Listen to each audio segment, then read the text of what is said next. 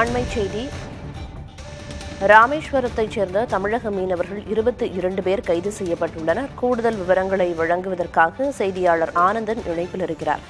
ஆனந்தன், கூடுதலா என்ன விவரம்? முழுமையா பிரியதர்ஷினி, நேற்று காலை ராமேஸ்வரத்திலிருந்து சுமார் 540க்கும் மேற்பட்ட விசைப்படகுல 3000க்கும் மேற்பட்ட மீனவர்கள் மீன்பிடிக்க போயிருக்காங்க. இவங்க இன்று அதிகாலை ஒரு 2 மணி அளவில் நெடுந்தீவு அருகே மீன்பிடித்துக் கொண்டிருந்த போது அங்கு வந்த இலங்கை கடற்படையினர் 2 படகுகள், அதாவது ராமேஸ்வரத்தை சேர்ந்த 2 படகுகளையும் படகில் இருந்த 22 மீனவர்களையும் கைது செய்து தற்போது காங்கேசன் துறைமுக கடற்படை முகாம்ல வச்சிருக்காங்க.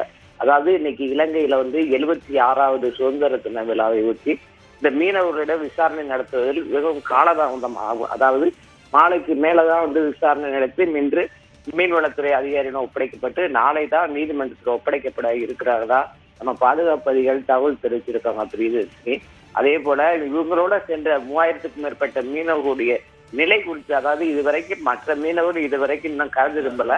அதனால சக மீனவர்களுக்கு உறவினரிடையே பெரும் அச்சம் நிலவி வருவதாகவும் தகவல் வெளியாகி இருக்கு. பிரியதர்ஷினி, தற்போதைய விவரங்களை வழங்கியதற்கு நன்றி ஆனந்தன்.